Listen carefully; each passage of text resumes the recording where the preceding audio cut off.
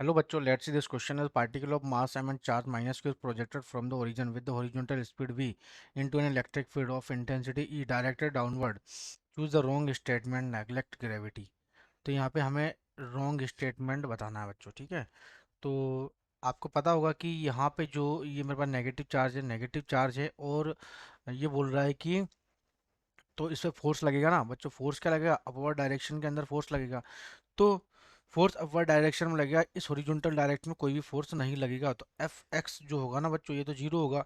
तो F x zero है तो ए एक्स भी क्या हो जाएगा? जीरो हो जाएगा, है ना। तो फोर्स लगेगा एफ वाई वाई डायरेक्शन, तो एफ वाई टू क्या हो जाएगा हमारे पास? This is Q into E, ठीक है। तो this is M of A Y to जाएगा हमारे पास क्यू ई। तो ए वाई की वैल्यू क्या जाएगी? ए वाई टू जाएगा हमारे पास this is Q e by m, q e by m. Clear? तो बच्चों यहाँ पे a x equals to zero, a y equals to q by, तो ये ऑप्शन तो हमारे पास क्या है? करेक्ट है। ये वाला तो हमारे पास करेक्ट है, ठीक है। सेकंड देखते हैं हम कि हमारे पास जो ये पार्टिकल है, पार्टिकल जो ओनली वाई डायरेक्शन के अंदर जाएगा, एक्स डायरेक्शन के अंदर तो मूव ही नहीं करेगा, है ना। तो यदि यहाँ पे ये पार्टिकल कुछ इस तरीके से यदि आगे चलता है तो यहाँ पे कुछ इस तरीके से प्रोजेक्टाइल मोशन होते हुए इस मैक्सिमम पॉइंट पे पी मैं मान लेता हूँ, तो ये कितना चलेगा? एक्स डायरेक्शन में। तो एक्स इज टू क्या जाएगा? This is velocity into time, velocity into time. तो this is equation number first. तो टी इजिकल्स टू क्या हो जाएगा? टी इजिकल्स टू जाएगा this is x upon v. Clear?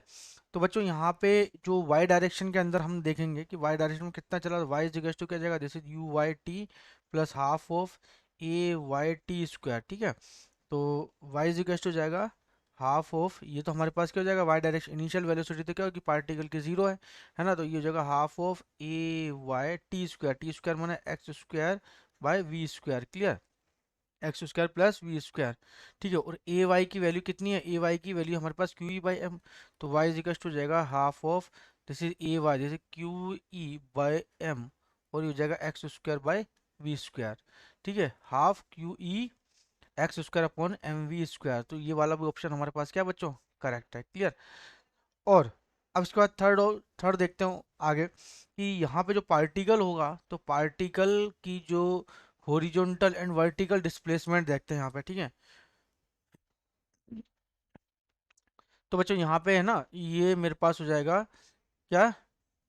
तो हॉरिजॉन्टल वर्टिकल डिस्प्लेसमेंट क्या हो जाएगा यहाँ पे? हॉरिजॉन्टल डिस्प्लेसमेंट के x equals to v two और y equals to half of A y into t square. तो ये वाला ऑप्शन भी हमारे पास क्या है? करेक्ट है, ठीक है। तो आपसे क्या बोला है? बचा क्या हमारे पास? ऑप्शन ऑप्शन नंबर ए बचा, the kinetic energy after displacement Y is Q E Y. तो यहाँ भी वाई डायरेक्शन देखेंगे तो मैंने काइनेटिक एनर्जी हो जाएगा ना। काइनेटिक एनर्जी कितना हो जाएगा? Half of M into initial velocity इसकी, यहाँ पे जो वेलोसिटी, कितनी वेलोसिटी से भेज रहे हैं इसको? वी वेलोसिटी, तो V Y V square plus V Y square, है ना। तो half of M we square plus V Y square, है ना।